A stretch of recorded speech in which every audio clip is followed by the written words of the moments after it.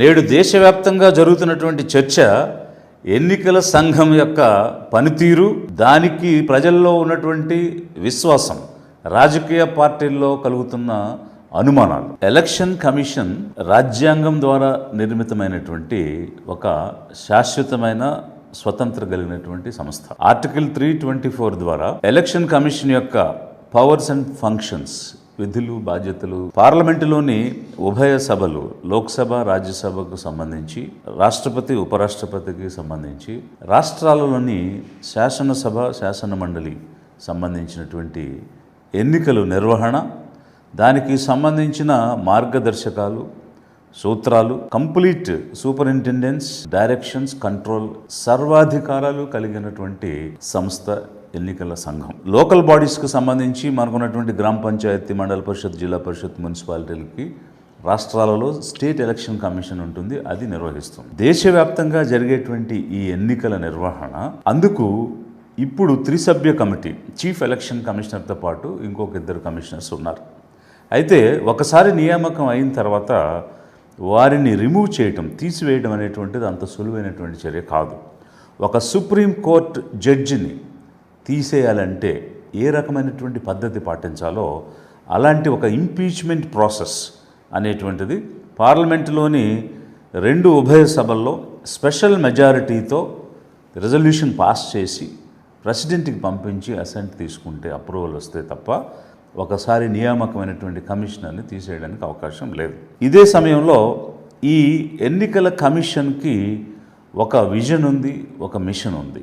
ఏ విధమైనటువంటి విజన్ అంటే, ఒక institute of excellence in conducting and protecting electoral democracy, అంటే ఈ ప్రజాస్వామ్యాన్ని పరిరక్షించేటువంటి ఇన్స్టిట్యూట్, అదే సమయంలో ఇండిపెండెంట్, ఇంటెగ్రిటీ, ఇంక్లూజివ్నెస్, అకౌంటబిలిటీ, అలాగే పారదర్శకత, ట్రాన్స్పరెన్సీ, వీటన్నిటినీ కలిగి ఉన్నటువంటి సంస్థగా ఎన్నికల సంఘానికి మిషన్ ఉంది. దీంతోపాటు కాన్స్టిట్యూషనల్ వాల్యూస్ని ప్రొటెక్ట్ చేయాలి, Liberty, equality, justice, rule of law, ఈ అంశాలన్నిటినీ పెట్టుకుని ఒకవైపు కాన్స్టిట్యూషనల్ వాల్యూస్ని ప్రొటెక్ట్ చేస్తూ, మరొక వైపు ప్రజాస్వామ్యాన్ని పారదర్శకంగా, స్వయం ప్రతిపత్తితో, ఒక ఫ్రీనెస్, ఫెయిర్నెస్, అంటే ఏ రకమైనటువంటి పక్షపాతం లేకుండా అన్బయాస్డ్గా ఎన్నికలు నిర్వహించి ఎన్నికల ప్రజాస్వామ్యాన్ని నిలబెట్టాలి, పరిరక్షించాలి అనేటువంటి బాధ్యతలో కొన్ని సూత్రాలను, ఆదర్శాలను పెట్టుకుని నడుస్తున్నటువంటి సంస్థ ఇది. మరి ఇన్ని ఆదర్శాలు, ఇన్ని రకాలైనటువంటి నియమ నిబంధనలు, సూత్రాలను పెట్టుకుని ఈరోజు దేశవ్యాప్తంగా ఎందుకు విమర్శలు ఎదుర్కొనే పరిస్థితికి వచ్చింది? దేశవ్యాప్తంగా ఎన్నికల సంఘంపై నమ్మకం ప్రజలు కోల్పోయేటువంటి పరిస్థితి ఎదురయ్యింది. ఇది ఈరోజు జరుగుతున్నటువంటి చర్చ. ఒకవైపు ప్రతిపక్ష పార్టీలు, రాజకీయ పార్టీలన్నీ దుమ్మెత్తి పోస్తున్నాయి, విమర్శిస్తున్నాయి. మరొక వైపు అధికార పక్షం కూడా ఎన్నికల సంఘం ద్వారా జరిగే కార్యక్రమాల్లో ఏమి తప్పులు జరుగుతున్నాయనేటువంటి విషయం చెప్తుంది. మరి అప్పుడు ఎవరి నమ్మకం మీద ఈ ఎన్నికల సంఘం పనిచేస్తున్నదే ఒక పెద్ద ప్రశ్నగా కనిపిస్తుంది. 1990 నుంచి 2014 వరకు పర్టిక్యులర్గా 25 సంవత్సరాలు chief election commissioners TN Seshan లాంటి వారు పనిచేసిన సమయం నుంచి ఆ 25 సంవత్సరాల్లో ఒక క్రెడిబిలిటీని, ఒక ట్రస్ట్ని ఎంతో ఎఫిషియెంట్గా పనిచేస్తున్నటువంటి సంస్థగా భారతదేశంలోనే కాదు, ఈ ప్రజాస్వామ్యం ఫాలో అయ్యేటువంటి ప్రతి దేశం ప్రపంచంలో భారత ఎన్నికల సంఘానికి ఆ రకమైనటువంటి విలువను సంపాదించి పెట్టినటువంటి ప్రవర్తన మనం చూసాం. కానీ ఈరోజు అంత ప్రతిభ కలిగి వర్ధీ ఇన్స్టిట్యూట్ అనేటువంటి క్రెడిబిలిటీని అక్రాస్ ది వరల్డ్ సంపాదించుకుని ఈరోజు ప్రజల నమ్మకం, రాజకీయ పార్టీల నమ్మకం కోల్పోవడం, అంటే అన్బయాస్డ్గా, నిష్పక్షపాతంగా, స్వయం ప్రతిపత్తి కలిగి పనిచేసేటువంటి సంస్థ ఒక కమిషనర్ని రిమూవ్ చేయాలంటే ఒక ఇంపీచ్మెంట్ ప్రాసెస్ ఫాలో అవ్వాల్సినటువంటి విధానం ఎందుకుంది అని అంటే, ఒక అటానమీని, అంటే ఒక ఇండిపెండెన్స్ని జ్యుడిషియరీకి కల్పించిన విధంగా రాజ్యాంగం కల్పించి ఉంటే, అంత ఇండిపెండెన్స్ కలిగి ఎవరికి దాసోహం అవ్వాల్సిన అవసరం లేదు, తలొగ్గాల్సిన అవసరం లేదు, తలదించుకోవాల్సిన అవసరం లేదు, ఆ రకమైనటువంటి రాజ్యాంగ రక్షణ కలిగి ఉన్నటువంటి సంఘం ఈరోజు ఎందుకు ప్రజల సమక్షంలో పార్టీల సమక్షంలో సమాధానం చెప్పుకోవాల్సిన పరిస్థితికి వచ్చింది, నమ్మకం కోల్పోవాల్సిన పరిస్థితికి వచ్చింది.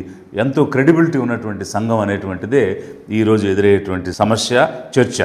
ఒకవైపు బాల్ ఠాక్రే శివసేన అనేటువంటి పార్టీని స్థాపించి నడిపిస్తున్న క్రమంలో హేట్ స్పీచెస్ ఇస్తున్నారని, డివిజివ్ పాలిటిక్స్ చేస్తున్నారని, డివిజివ్గా అంటే వేర్పాటువాదంగా మాట్లాడుతున్నారని ఇదే ఎన్నికల సంఘం డిస్క్వాలిఫై చేసింది. అలాగే Aam Aadmi party campaign song, దానిలో అభ్యంతరకరమైనటువంటి పదాలు ఉన్నాయని క్యాంపెయిన్ సాంగ్ని బ్యాన్ చేసింది.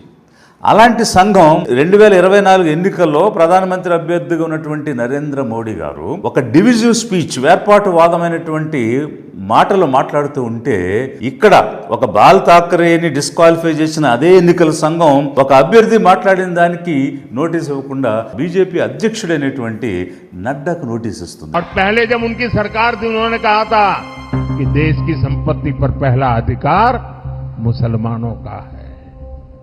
इसका मतलब ये संपत्ति इकट्ठी करके किसको बांटेंगे? जिनके ज्यादा बच्चे हैं उनको बांटेंगे। घुसपैठियों को बांटेंगे। क्या आपकी मेहनत की कमाई का पैसा घुसपैठियों को दिया जाएगा? आपको मंजूर है ये?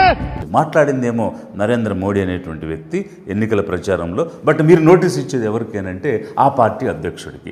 అంటే ఏమిటి ఈ రకమైనటువంటి ఆ డిఫరెన్షియేటింగ్ ట్రీట్మెంట్స్ అనేటువంటిది ఒకవైపు అనుమానాలకు దారితీస్తూ ఉంటే, మరొక వైపు అనేక రకాలైనటువంటి రిపోర్ట్స్ ప్రెస్లో, ఒకవైపు మీడియా కొమ్ముగా వస్తున్న పరిస్థితుల్లో సోషల్ మీడియాలో అనేక రకాలైన రిపోర్ట్స్ వచ్చాయి. త్రిశూర్ లాంటి చోట ఓటర్ లిస్టులు పాడైనవి అని, బెంగళూరులో ఓటర్ లిస్టులు ట్యాంపరింగ్ జరిగినాయి అని రిపోర్ట్స్ ఒకవైపు వస్తే, మరొక వైపు మధుర లాంటి కాన్స్టిట్యుయెన్సీలో ముస్లిం ఓటర్స్ని ఎన్నికల్లో ఓటు వేసుకునే అవకాశం ఇవ్వడం లేదని, మరొక వైపు గుజరాత్లో 700కు పైగా ఫిషర్మెన్ విలేజెస్లో వాళ్ళ ఓట్లు తీసేశారని, ఇలా అనేక రిపోర్ట్స్ వచ్చాయి. ఇదంతా కొన్ని కవర్ కానటువంటి అంశాలు అయితే, ఈరోజు దేశవ్యాప్తంగా జరుగుతున్నటువంటి చర్చ ఏంటంటే, ఎల్ఓపి లీడర్ ఆఫ్ అపోజిషన్, ప్రతిపక్ష నాయకుడు ఒక ప్రత్యక్ష ప్రసారం చేశారు.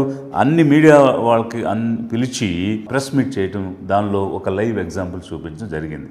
ఒక 6 నెలల పాటు ఒక పరిశోధన చేసి బెంగళూరు సెంట్రల్ పార్లమెంటరీ కాన్స్టిట్యుయెన్సీలో ఉన్న సెగ్మెంట్స్లో మహదేవపుర అనేటువంటి అసెంబ్లీ కాన్స్టిట్యుయెన్సీలో 1,250,000 ఓట్లు దొంగ ఓట్లుగా వచ్చాయి. రకరకాలుగా మిస్సింగ్గా, డూప్లికేట్గా, ఒకే అడ్రస్లో, ఇలా అనేక రకాల కేటగిరీస్ ఉన్నాయి అనేటువంటి అంశాలన్నీ కూడా వారు ప్రస్తావించడం జరిగింది. మరి ఈ ప్రస్తావన చేసినప్పుడు ఎక్కడైనా ఇంత పెద్ద ఎత్తున అనుమానాలకు దారితీసినా, ఒకవేళ ఈ రకమైనటువంటి ప్రశ్నలు ఒక బాధ్యత కలిగినటువంటి సంస్థ నుండి వచ్చిన, చాలా సార్లు జ్యుడిషియరీ సువమోటో కేసెస్ తీసుకుని దాని మీద రెస్పాండ్ అవ్వడం, చర్యలు తీసుకోమని అడగడం, నేషనల్ హ్యూమన్ రైట్స్ కమిషన్ లాంటి ఒక ఇండిపెండెంట్గా ఉండేటువంటి సంస్థలు స్పందించడం మనం చూసాం. అలాంటిది ఇక్కడ ఇన్ని అభియోగాలు లేవనెత్తితే, ఒక వాగ్దానంతో నువ్వు వచ్చి ఈ కంప్లైంట్ ఇవ్వాలని వచ్చినటువంటి అనుమానాలు నివృత్తి చేయకుండా, అభియోగాలకు సంబంధించిన క్లారిఫికేషన్స్ ఇవ్వకుండా ఎదురుదాడి, అంటే ఇంకో రాజకీయ పక్షం లాగా ఎలక్షన్ కమిషన్ ఒక రాజకీయ పార్టీ మీద ఎదురుదాడి చేయటం ఏంటనేటువంటిది మరిన్ని అనుమానాలకు దారితీసే పరిస్థితి కనిపిస్తూ ఉంది. మరి ఈరోజు కాంగ్రెస్ పార్టీ ఎవరి మీద, ఎలక్షన్ కమిషన్ మీద అనుమానం వ్యక్తం చేసింది, ఓటర్ లిస్టులకు సంబంధించి అనుమానం వ్యక్తం చేసింది. ఎందుకు అంటే, బీజేపీ లాంటి పార్టీకి మీరు ఒత్తాసు పలుకుతున్నారు, వారికి కొమ్ము కాస్తున్నారు, వారికి సంబంధించి కావలసిన విధంగా మీరు ఎన్నికలు నిర్వహించడానికి ప్రయత్నం చేస్తున్నారు, స్టాగర్ చేస్తున్నారు, ఫేజెస్లో పెడుతున్నారు, వాళ్ళకు అనువుగా చేస్తున్నారు, ఓటర్ లిస్టులను పాడు చేస్తున్నారు. అడిగినటువంటి సమాచారం ఇవ్వడం లేదు. ఏ సమాచారం ఇవ్వడం లేదు? గంటకి పోలింగ్, 2 గంటలకు ఒకసారి ఇచ్చేటువంటి పోలింగ్ పర్సంటేజ్ ఏ విధంగా వచ్చిందని అడిగితే అది చెప్పలేకపోతున్నారు. End of the polling percentage ఎంత అంటే, ఈరోజు ఒక ఫిగర్, రేపు ఒక ఫిగర్, ఎల్లుండి ఒక ఫిగర్, కొన్ని రోజుల తర్వాత మరొక ఫిగర్ చెప్తున్నారు. వీడియోగ్రఫీ ఇవ్వండి అని అంటే వీడియోగ్రఫీ తీసేయమంటారు, ఆ తర్వాత కాల్ చేసేయమంటారు. Electoral rolls machine readable content ఇవ్వండి, ఎవరైనా సరే చూస్తారు. ఎడిటింగ్ కాదు, ఓన్లీ రీడబుల్ ఫైల్స్ ఇవ్వండి, అందరూ చూసుకుంటారంటే ఎందుకు ప్రాబ్లం ఉంది? అవి ఇవ్వడానికి ఏంటి సమస్య?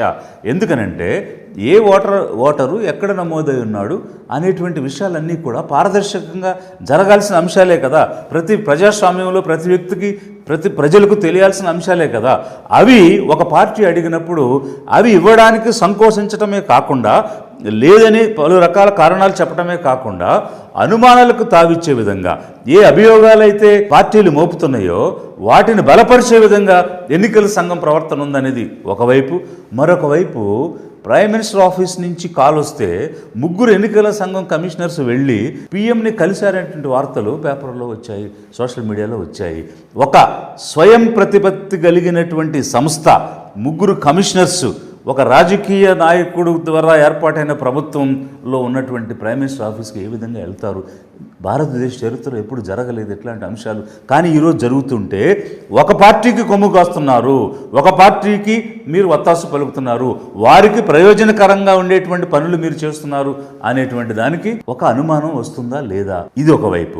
మరి ఏ కాంగ్రెస్ పార్టీ అయితే ఎలక్షన్ కమిషన్ మీద అభియోగాలు పెట్టిందో, ఏమని పెట్టిందో, బీజేపీ వైపు మీరున్నారని చెప్తుందో, బీజేపీ వాళ్ళు కూడా ఏం చెబుతున్నారనంటే, రాహుల్ గాంధీ ఎన్నికైన రాయ్బరేలీ కానీ, ప్రియాంక గాంధీ ఎన్నికైన వయనాడు కానీ, అఖిలేష్ యాదవ్ ఎన్నికైన దగ్గర కానీ, స్టాలిన్ ఎన్నికైన దగ్గర కానీ ఓటర్ లిస్ట్ అంతా తప్పులు తడకగా ఉన్నాయి, అందులో దొంగ ఓట్లు ఉన్నాయి. ఆ దొంగ ఓట్లు వేస్తేనే మీరు కూడా గెలిచి పార్లమెంటుకు, లోక్సభకు వచ్చారు అని బీజేపీ చెప్తుంది. అంటే దీని అర్థం ఏంటి? కాంగ్రెస్కి నమ్మకం లేదు కమిషన్ మీద, ఇతర పార్టీలకు నమ్మకం లేదు కమిషన్ మీద. ఎందుకు? మీరు బీజేపీ వైపు ఉన్నారు కాబట్టి.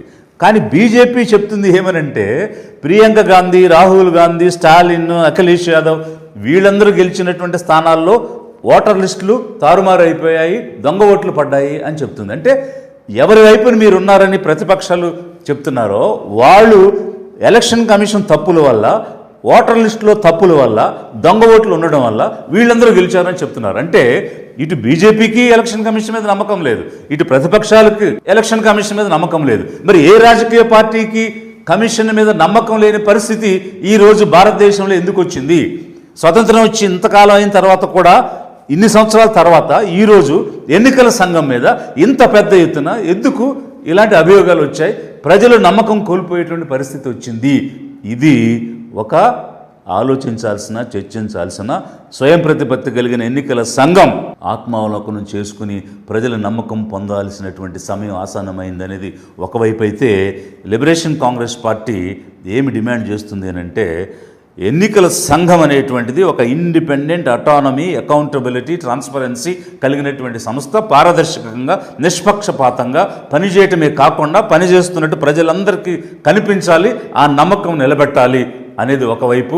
ఓటర్ లిస్టులో జరిగేటువంటి తప్పులు లేకుండా పారదర్శకంగా ఉండాలనేది ఒకవైపు అయితే, మరొక వైపు ఈవీఎంస్, ఎలక్ట్రానిక్ ఓటింగ్ మెషిన్స్. ఈ ఎలక్ట్రానిక్ ఓటింగ్ మెషిన్స్ ద్వారా అనేక పొరపాట్లు జరుగుతున్నటువంటి సమయంలో రాజ్యాంగం ఇచ్చినటువంటి ఓటు హక్కు వినియోగించుకుని ఎవరికి మేము ఓటేసాము అనే విషయం ప్రజలకు తెలిసే విధంగా ఎన్నికల నిర్వహణ జరగాలి అని అంటే ఖచ్చితంగా బ్యాలెట్ పేపర్ మీదే ఎన్నికలు జరగాలి. కాబట్టి లిబరేషన్ కాంగ్రెస్ పార్టీ ఈరోజు ఏం డిమాండ్ చేస్తుంది అని అంటే, ఎన్నికలు అనేవి బ్యాలెట్ పేపర్తోనే జరగాలి. ఈ విషయంలో కాంగ్రెస్ కానీ, బీజేపీ కానీ అనేక పార్టీలు ఈ విషయం మర్చిపోయారు. ఓటర్ లిస్టుల గురించి మాత్రమే మీరు మాట్లాడారు. ఓటర్ లిస్టులో జరిగేటువంటి తప్పులే కాదు, పోలింగ్లో జరిగేటువంటి తప్పులు, ఈవీఎం ద్వారా చేసేటువంటి మోసాలు కూడా జరగడానికి వీల్లేదు. ఎందుకనంటే ప్రజాస్వామ్యాన్ని పరిరక్షించాల్సిన అవసరం ఉంది. Largest democracy in the world is India. అలాంటి భారతదేశం ప్రజాస్వామ్యానికి ఈరోజు అందరికీ ఉదాహరణగా నిలబడినప్పుడు ఇక్కడ పారదర్శకత లేకపోతే ఇది ప్రజాస్వామ్యం ఎలా పరిరక్షించబడుతుంది? ఒకవైపు దేశవ్యాప్తంగా రాజకీయ పార్టీలన్నీ ముక్తకంఠంతో 2024 ఎన్నికల నిర్వహణలో అనేక తప్పులు జరిగాయి, ఓటర్ లిస్టులు తారుమారైపోయాయి, ఓట్లు ఉన్నవాళ్ళు పోయాయి, లేని వాళ్ళు వచ్చాయి, అన్నీ కూడా దొంగ ఓట్లు, సరైనటువంటి పారదర్శకంగా జరగలేదు అని దుమ్మెత్తిపోస్తూ ఉంటే, అధికార పార్టీ కూడా ఈరోజు ఏం చెప్తుందంటే, ఉత్తరప్రదేశ్ రాయ్బరేలీలో కానీ, కేరళలో వేనాడులో కానీ, తమిళనాడులో కానీ ఇలా అనేక రాష్ట్రాల్లో జరిగిన ఎన్నికల్లో దొంగ ఓట్లు ఉన్నాయి. ఆ ఓట్లతోనే ఈ కాంగ్రెస్ పార్టీ ఎంపీలు కానీ, డిఎంకే కానీ, సమాజ్వాదీ పార్టీ కానీ గెలిచాయని బీజేపీ కూడా చెప్తున్నటువంటి సమయంలో ఏ పార్టీకి 2024లో జరిగిన ఎన్నికల మీద నమ్మకం లేదు, ఓటర్ లిస్టుల మీద నమ్మకం లేదు. లిబరేషన్ కాంగ్రెస్ పార్టీ ఏం డిమాండ్ చేస్తుందంటే 2024 ఎన్నికలు ఒక ఫార్స్, అవి పారదర్శకంగా జరగలేదు, ప్రజల నమ్మకం కోల్పోయాయి. కాబట్టి 2024లో జరిగిన ఎన్నికలన్నీ కూడా రద్దు చేసి తాజాగా ఎన్నికలు నిర్వహించాలని లిబరేషన్ కాంగ్రెస్ పార్టీ డిమాండ్ చేస్తూ ఉన్నది.